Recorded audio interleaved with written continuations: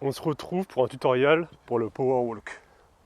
Concernant le Power Walk, vous allez utiliser une mini bande que vous allez mettre soit autour de vos chevilles, soit autour de vos genoux.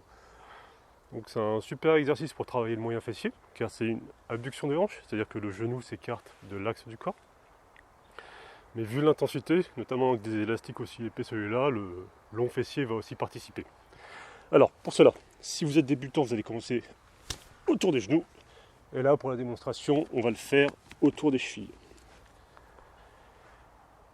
Plus l'élastique sera bas, plus ce sera difficile.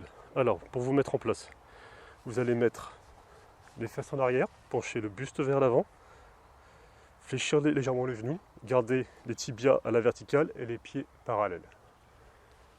À partir de là, je vais me déplacer latéralement, ainsi.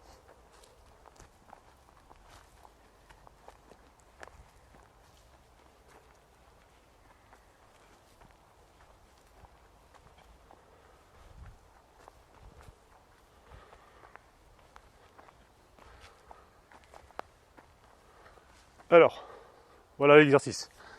À présent, nous allons voir quelles sont les erreurs à ne pas commettre. La première erreur du débutant, ça va être d'avancer avec la cheville au lieu d'avancer avec le genou. Le fait de se concentrer et d'avancer avec le genou, 1, ça va maintenir le tibia à la verticale. 2, ça va enclencher le fessier. Or, le débutant, il va faire ceci. Vous voyez, à chaque fois, j'avance avec la cheville, j'avance pas le genou, et du coup, le moyen fessier n'est pas enclenché. On répète, on va avancer ainsi, on ne veut pas avancer ainsi. La deuxième erreur du débutant, c'est de rebondir à chaque fois.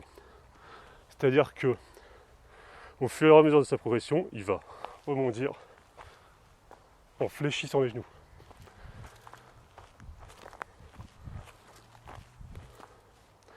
Donc ça, on veut l'éviter parce que, 1, ça travaille les quadriceps pour rien. 2, on n'est plus dans l'isolation des fessiers que l'on recherche avec cet exercice. La troisième erreur du débutant, ça va être de ne pas être gainé. C'est-à-dire qu'au lieu de progresser de manière stable à gauche et à droite, je vais perdre ma stabilité au niveau du buste et avancer comme ça. Parce qu'en fait, à chaque fois que j'avance, clac, et je donne un coup de buste. Ça, on veut l'éliminer. Et pire encore, ce qu'on veut éviter, c'est de tricher avec la hanche. C'est-à-dire qu'à chaque fois que je progresse, je lève la hanche pour tricher. Ça, pareil, on veut l'éviter parce que ça ne va pas mobiliser le fessier. Donc ça, on l'évite absolument. Et enfin, la quatrième erreur, qui est la plus fine, mais qui va souvent arriver, concerne le genou faible. Le genou faible, c'est le genou opposé à la direction. C'est-à-dire que si je vais sur ma gauche, le genou fort sera le genou gauche. Et le genou faible sera le genou droit. Or, le débutant, il a tendance à souvent oublier son genou faible, donc le genou faible va aller vers l'intérieur, tandis qu'il va bien s'occuper de son genou fort. Et là, boum, le genou vers l'intérieur, le fessier n'est plus mobilisé, et il y a une partie de l'intérêt d'exercice qui est perdue parce que le fessier du genou faible n'est plus mobilisé, il n'est plus en isométrie. Donc on maintient les deux côtés toujours actifs, comme ceci, et non pas comme ceci. Ensuite, une fois que vous êtes balèze, vous pouvez mettre 2 élastiques. Donc on va en mettre un autour des chevilles, un au-dessus des genoux. Celui autour des genoux, vous mettez bien sur le muscle, vous ne mettez pas sur le tendon parce que ça peut ne pas être très agréable. Et à partir de là, ça devient intéressant parce que on doit introduire une nouvelle consigne, c'est-à-dire qu'on doit pousser dans le pied. Donc là, je vais aller sur ma gauche.